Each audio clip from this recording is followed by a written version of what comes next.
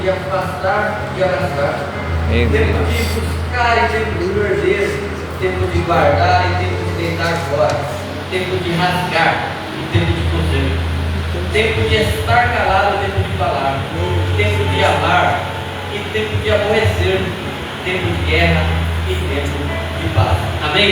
Amém. Pega a sua Bíblia, coloca ela aí no seu assento e vamos orar mais um minutinho ao Senhor. Glória a Deus.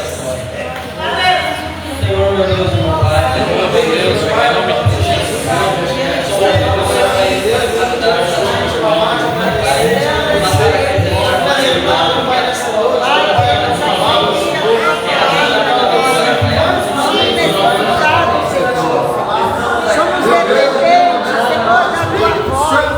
Somos dependentes, Senhor, de ouvir a sua voz. Fala conosco, Espírito de Deus. Abre as comportas do céu. Abre os nossos ouvidos, o nosso coração, para receber a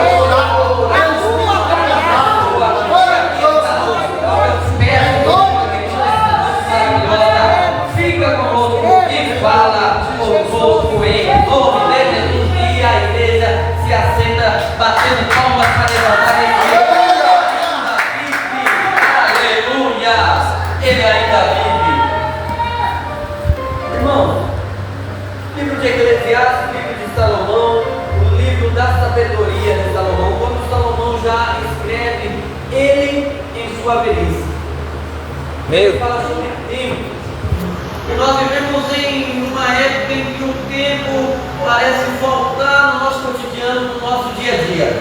Nós vivemos um momento em que parece que já quando nós nos levantamos da nossa cama, o nosso relógio da vida já está atrasado, porque nós vivemos correndo, nós tomamos o nosso café correndo, nós vamos para o nosso serviço ou escola correndo, nós trabalhamos ansiosos para que o final do dia acabe e que a gente possa voltar correndo para casa, e de casa, ao chegar na casa, nós pegamos e tomamos banho rápido e saímos correndo para ir para a igreja, e chegando na igreja cultuando, parece que a Deus, atrasados no nosso relógio, cultuamos rápido e voltamos para a nossa casa, no sentimento de estar atrasado, no nosso relógio da vida está atrasado.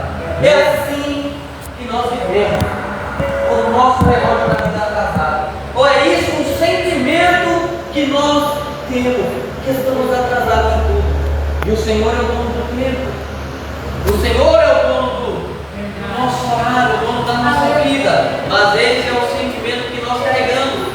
Em Salmo 31:15 diz: os meus tempos estão em tuas mãos.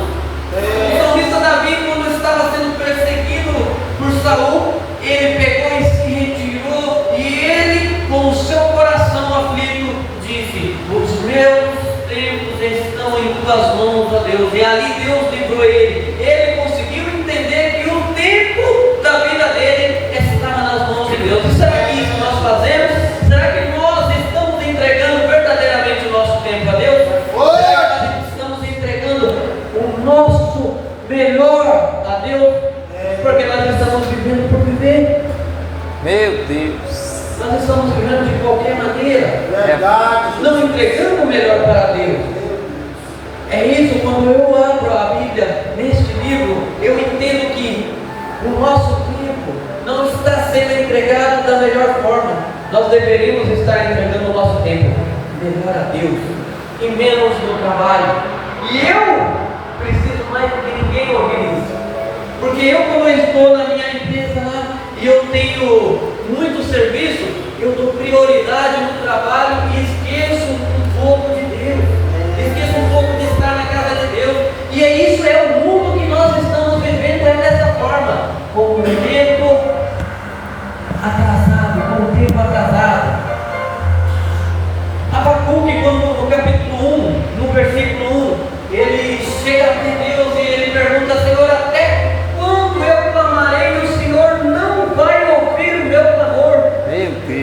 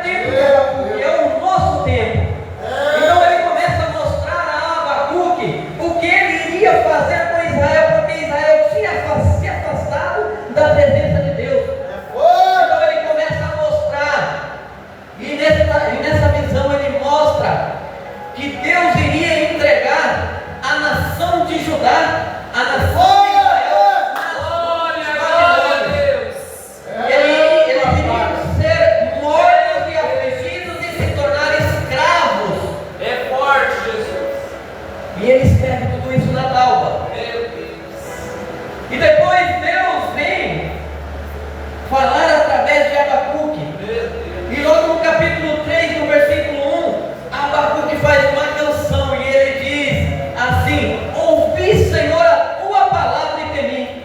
Aviva, ó Senhor, a tua obra no meio dos anos, e nos meios dos anos faze-a conhecida. Na ira lembra-se da misericórdia. Aleluia! Essa é a canção, é o louvor que Abacuque entrega a Deus. E eu me perguntei, por que Abacuque estava entoando um louvor de felicidade a Deus? Porque isso é o que aparenta. Aviva, ó Senhor, a tua obra.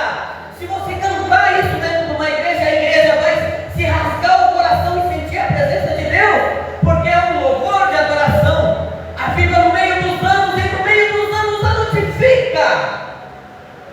E eu me pergunto, por que Abacuque escreveu assim? Se o tempo que estava para vir na vida dele era um tempo de aflição. Meu Deus. Ele estava adorando a Deus, a promessa era ser entregue no cativeiro. Ele estava adorando, exaltando a Deus, só que a promessa era ser escravo. A promessa não era uma promessa de felicidade. Porque Deus vem falando na tua vida nessa noite que não importa o que aconteça, se está difícil, adore ao Senhor. Aleluia! Está difícil de caminhar, rasteja, mas não pare de adorar ao Senhor. Aviva, ó Senhor, a tua obra no meio dos anos e no meio dos anos. Aleluia, da tua ira lembra-te da misericórdia. Aviva, ó Senhor, a tua obra. Aleluia, aviva no meio dos anos. O que ele estava querendo nos dizer será: é no meio dos tempos que nós nos esquecemos de Deus, é no meio dos anos que nós paramos de adorar da forma que nós começamos. É tão bonito no começo, é tão bonito, é maravilhoso, isso eu tiro por mim, começando novamente nos caminhos de Deus, o primeiro amor novamente, sendo resgatado. É tão bonito no começo, mas e quando as coisas começam a ficar difíceis no meio dos anos? Será que no meio dos anos da tua vida você continua adorando da mesma forma? Será que no meio dos anos da tua aflição, no meio dos anos em que você foi jogado aos leões, no meio dos anos em que você foi jogado na fornalha ardente, será que você consegue ainda levantar a sua voz e adorar ao Senhor? Aleluia! Essa é a pergunta de Deus nessa noite. Será que nos tempos, no meio dos anos, você consegue? Nos momentos difíceis você consegue? Abacuque estava adorando. Meu Deus. Ele estava exaltando a Deus. E em um momento no capítulo 3, no versículo 17, Abacuque ele consegue se encontrar com o verdadeiro Deus. E o verdadeiro sentimento de servir a esse Deus. E ele diz: ainda que a figueira não floresça, ainda que a videira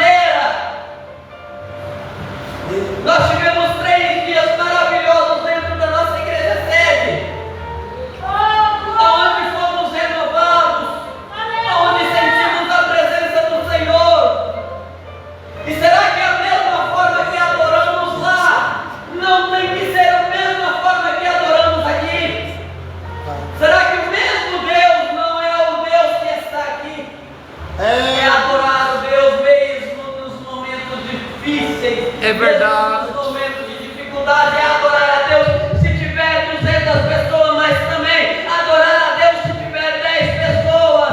É adorar a Deus.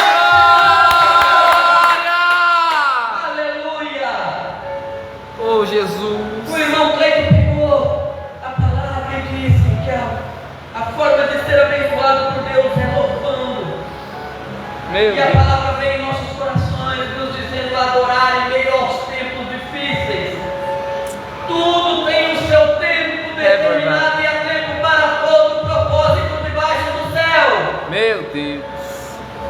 Então nada do que você fazer nessa vida, nada, não tem um início, não tem um meio e não tem um fim. Você nasceu e você um dia vai morrer, mas no meio desse processo você vai ter uma vida.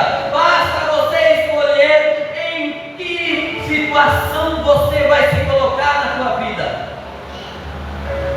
Existem várias formas de se colocar na tua vida. As lutas vão vir, meu irmão. Meu Deus. Os momentos difíceis vão chegar. É verdade. A noite escura vai chegar na tua vida. Mas o dia vai raiar novamente. O inverno vai chegar na tua vida. O momento do frio em que você vai estar sozinho. Você vai olhar para cima e você não vai encontrar ajuda de ninguém. Meu Deus. Mas também vai chegar momento de primavera, onde você vai olhar e ver as flores renascendo, onde você vai ter ajuda e também ajudar pessoas, que vai ser um momento do renovo, um momento do florescimento da tua vida. Tempos de Deus, meu irmão, tempos e momentos de Deus na nossa vida. Tempo de plantar e tempo de arrancar o que foi plantado. Eu acho uma parte muito linda: tempo de matar e tempo de curar, tempo de derribar e tempo de edificar. Tempo de edificar. Eu, junto com a minha esposa, já estamos juntos há muito tempo, quase 7 anos juntos. Agradeço a Deus pela vida dela, minha companheira. E nós tivemos sonhos, nós edificamos sonhos na nossa vida. Nós sonhamos. Eu me lembro de uma época em que nós tínhamos um carro e a gente vendeu o carro para comprar um caminhão, porque a gente tinha um sonho que com aquele caminhão a gente iria conseguir melhorar a nossa situação. E aí eu fui e trabalhei. Nunca tive problema de ser ruim de serviço, trabalhei muito. Em cima daquele sonho que a gente construiu, que a gente teve, sonhamos e colocamos em prática esse sonho. Depois de alguns anos, nada melhorando, e de repente eu tomo o caminhão. E logo depois a gente conseguiu colocar o caminhão para trabalhar de novo. Eu trabalhei até pagar as contas que eu tinha feito parcelado, porque deu 30 e poucos mil reais o conserto. Eu trabalhei, fiz as contas, em 5 meses a gente separou e a gente conseguiu pagar. Quando nós pagamos, eu pensei, agora vai sobrar. Aí eu tomei de novo. Aí eu consegui ver o mesmo sonho que eu tinha edificado, o mesmo sonho se derrubando, o mesmo sonho sendo destruído. Mas eu consigo entender hoje que eram os momentos, os tempos de Deus para a minha vida. Eu consigo entender porque depois disso Deus fez outras coisas, me entregou outras bênçãos também, outras lutas. Mas eu consegui entender que estes eram os tempos de Deus para a minha vida. O que significa isso também para você que está aqui? Não importa se está difícil. Meu Deus. Não importa se está doendo, entenda que isso vai ter um fim. Podia também aqui passar o resto da noite falando desses tipos de bênçãos, que as lutas vão acabar da tua vida e que só bênçãos iriam ter. Porque hoje o que mais tem, que eu vejo em redes sociais, são igrejas em que pessoas pregam só bênçãos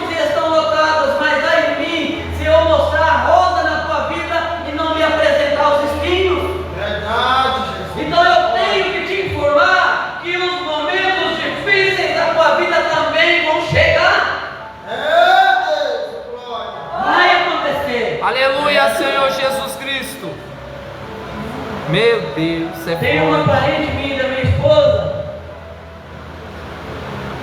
Ela estava passando um feriado na fazenda e de repente ela recebe a notícia de que o seu filho tinha tido um acidente e estava entre a vida e a morte. E ela veio para a cidade. E a gente estava na cidade, a gente foi no hospital. Quando a gente estava no hospital, ela chegou e abraçou. E ela falou assim: Deus levou o meu filho. E ele tinha uns 18 anos. De repente veio uma notícia para ela. Ele usava marca-passo. Veio uma notícia para ela. E as enfermeiras falaram, o coração dele está batendo ainda. E ela olhou para mim e ela falou assim: o meu Jesus salvou meu filho. E saiu chorando para dentro do hospital. E alguns minutos depois ela voltou com a informação que o coração estava batendo porque o marca-passo ainda estava funcionando, mas a alma dele já não estava mais no corpo. E a mesma mulher que há minutos atrás estava dizendo: o meu Jesus salvou ela, chegou aos prantos, falando: eu não quero mais servir a esse Jesus porque ele levou o meu filho. Você entende como em fração de segundos o nosso ser nos leva próximo de Deus, mas também nos afasta desse Deus. Hoje ela entende, hoje ela vai numa igreja novamente, hoje ela busca a salvação dela, mas naquele momento, um momento da escuridão, um momento de prantear, tempo de chorar e tempo de prantear. O tempo de chorar, você e eu passamos fácil, é fácil. É quando tomba o carro estraga, é quando o sapato estraga, é quando temos um problema na nossa família. Esse é o tempo de chorar, mas quando chega o tempo de prantear, em que você não tem mais as forças de estar de pé, em que você dobra os seus joelhos e olha para Deus e diz: Deus, por quê? Por quê? Em que você rasga as suas vestes e você olha para o Altíssimo e diz: por quê? Esse momento é o que não é fácil. Esse momento é difícil. E esse momento é o que você precisa passar e entender que outros também já passaram. Forte. Você não é único. Você não é única. Entenda. Entenda, receba essa palavra. Tudo que é difícil, entenda que alguém já passou nesse mundo. Tudo embaixo dessa terra tem um propósito. Lá em cima no céu não. Meu Deus. Lá nós não sabemos.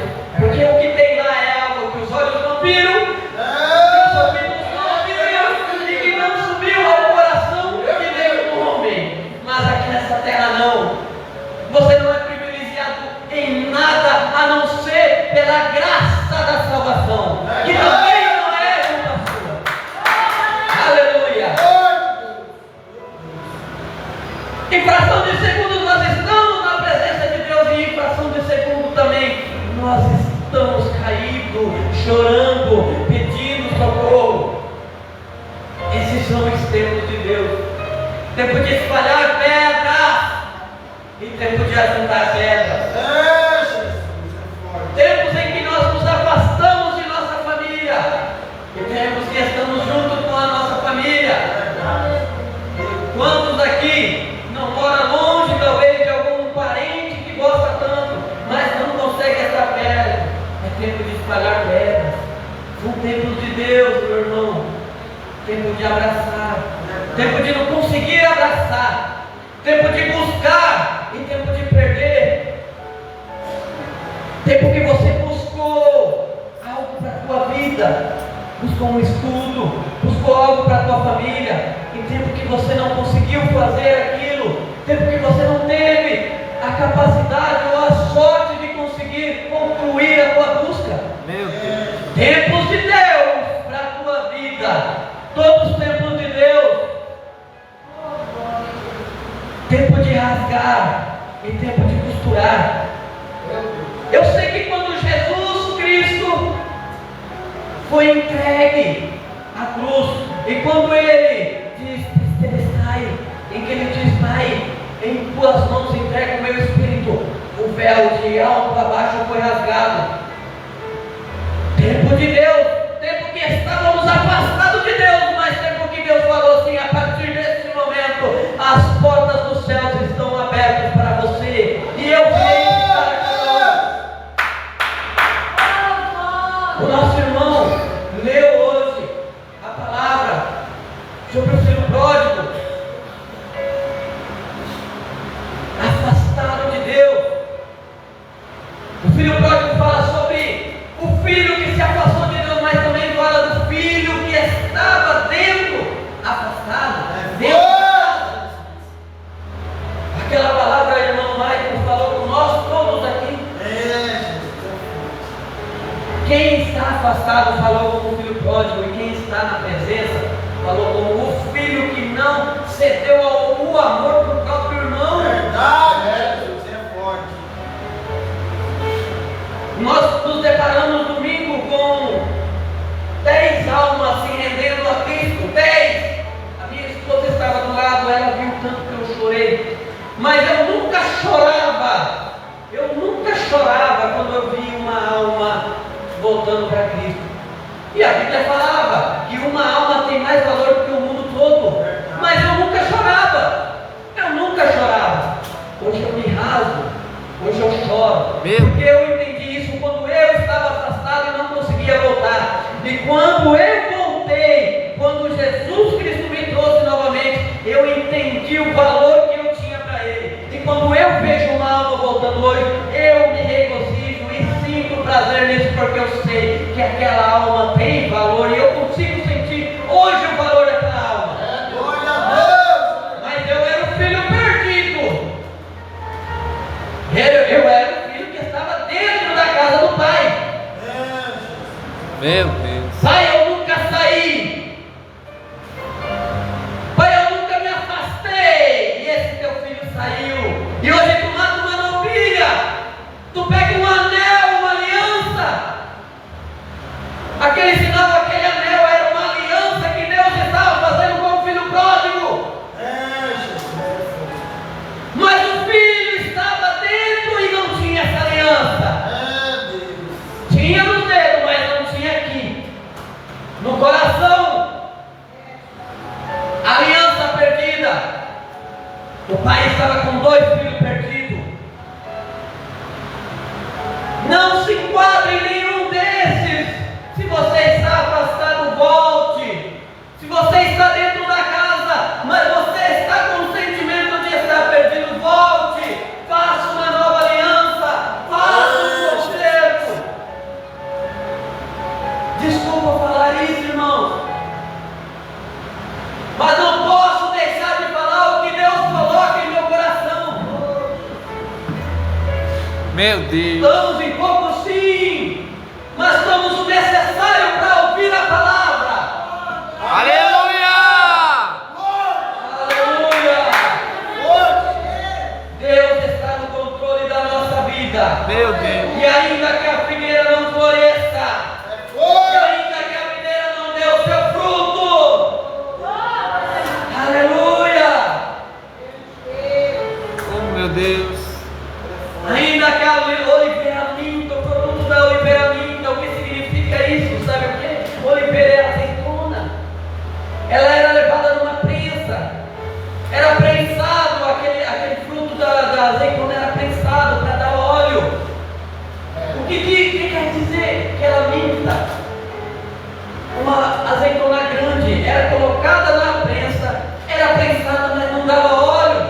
Estava vazia por dentro.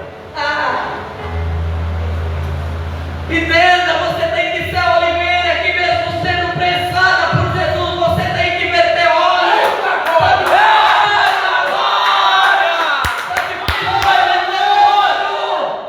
Não seja seca, não seja vazia. Oh, glória. Aleluia. Seja a oliveira verdadeira. Meu E Deus. dê frutos que não minta. Glória a Deus. Aleluia! Irmãos, o horário está bem avançado já. Assim eu agradeço a minha oportunidade. Oh, meu agradeço Deus. ao irmão Cleito pelo convite.